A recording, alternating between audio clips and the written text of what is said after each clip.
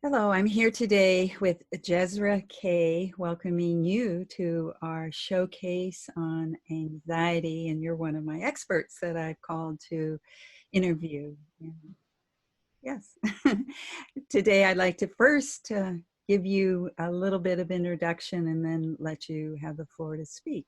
So, Jezra Kaye is an acclaimed public speaking coach, speechwriter, and workshop leader who's taught thousands of people how to manage their anxiety and speak more effectively for business and in their personal lives. Well, that's what we're here today to help people understand what's going on and maybe a strategy that you've found that works for the people that you've worked with. Sure, of course. Well, one of the strategies that helps my clients a lot is to stay focused on reality. Let's think about what happens when you're in a public speaking situation. You have some information, other people want to hear it, you're going to tell it to them. That's what's going on. That's the reality. The problem is that it's not our fault. This is the way we're wired, and particularly because of our fight, flight, and freeze response, we take that simple situation of one person talking to another person or to a group of people, and we blow it up and give it meaning that goes far, far beyond just the simple act that we're engaged in.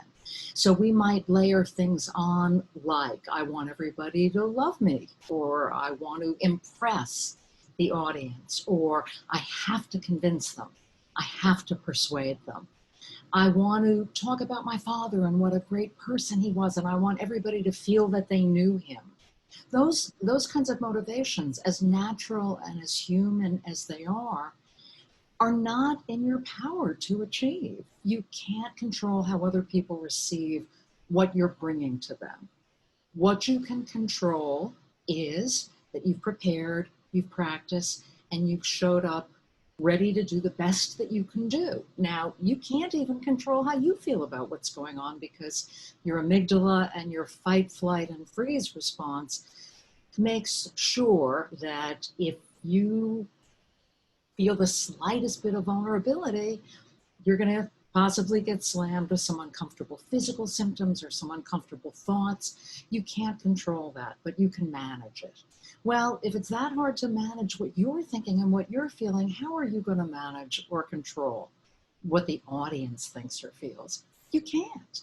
And the more you can prepare and practice for a public speaking situation with your eye to what is real, what can actually be achieved, the more comfortable you're going to be, because when you have an achievable goal, you go out, you achieve it, you measure that as a success. Doing your best is a success. And you have to allow yourself to appreciate that, to see it, to be kind to yourself, to be gently appreciative of yourself and your best efforts. And that's it. That's as far as your control of the situation goes. So that's something that a lot of people find helpful and that I have to remind myself of from time to time as well. Yes. Well, the whole idea of reality, the what you listed sounded like a lot of pressure. It's a lot of pressure. A lot of people want public speaking or communications in general to create outcomes that just are not realistic. If you want everybody in your office to be happy, even though they've taken a salary cut and they're afraid to show up because of the pandemic and they've got extraordinary pressures at home, there's no pep talk that you're going to give them that guarantees that they're going to be happy. You can't create that outcome. What you can do is sincerely let them know how much you appreciate their effort and that you hope that people can work together to get through this, but you cannot make them happy. I like the word that you just used, sincere. Mm-hmm. Sincerity is so important. You really need to mean what you're saying. Even when you're in a situation where you're being instructed by your boss to deliver material that you're not that happy about, you can be sincere about wanting to present your audience with information that they need to have, whether they're going to like it or not. Right. It sounds like you don't have to like pull down the zipper of your innards and show everybody that you might be nervous or something, but it's about focusing on the reason that you're there in the first place and Right. tap into That's that. right. Yeah, and that reason is going to be different for different people. For some people, it's going to be loyalty to your organization or your job or your role. For some people, it's going to be a desire to make a human connection. For some people, it's going to be this is a fun activity for them. Believe it or not, a lot of people find it fun. And for other people, it's going to be the intellectual challenge. It's important to find out what works best for you in public speaking and really focus on that and use it to motivate yourself and to reward yourself with a job well done.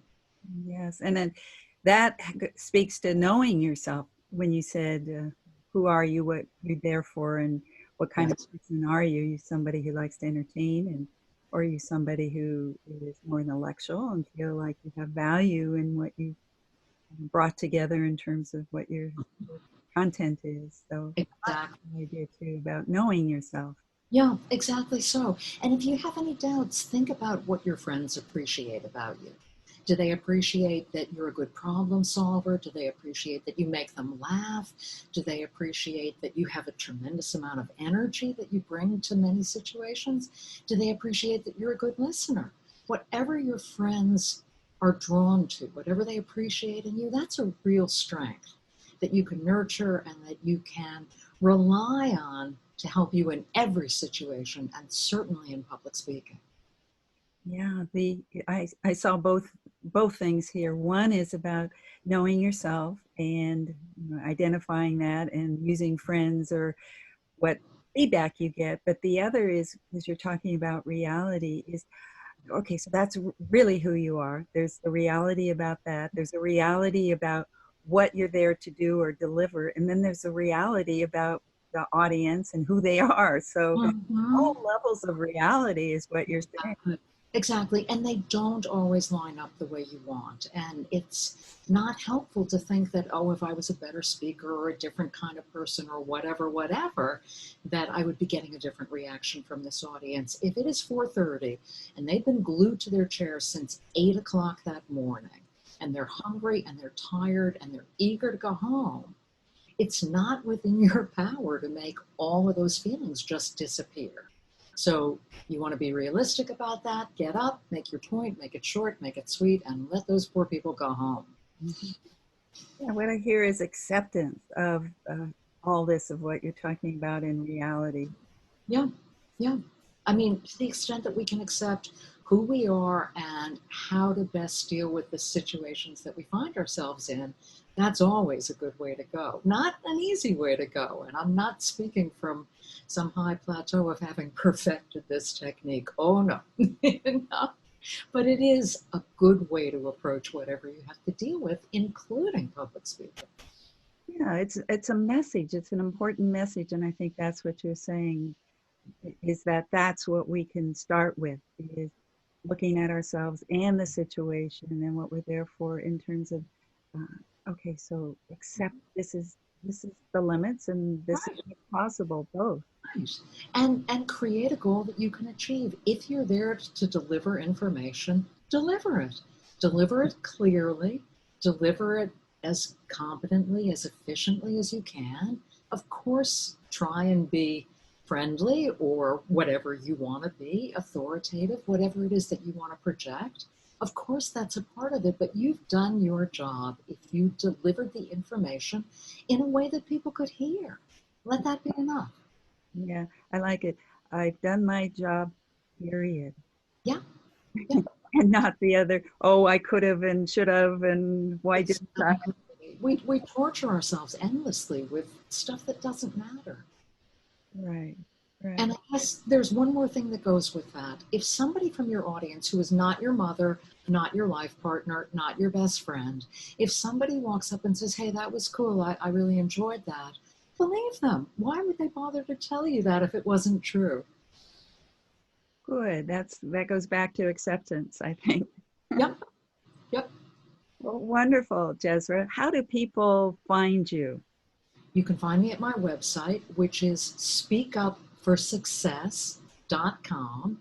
And on the contact page, you can send me a note. We can talk about anything you want. And I hope you'll explore the website because there's a lot of stuff there, a lot of resources, blog posts, books, upcoming events, just a lot of things that I think you'll find helpful. And don't you have a book? I do have a book. I have several. The one that is probably a good place to start is called Speak Like Yourself. No, really. It's available on Amazon or through my website, and it takes you through the whole project of giving presentations from beginning to end with very, very specific tips. It basically allows you to paint by the numbers. Great. Thank you. Thank you so much, Jezra, for taking time and sharing your expertise with us. Oh, it's been a pleasure. Thank you for inviting me.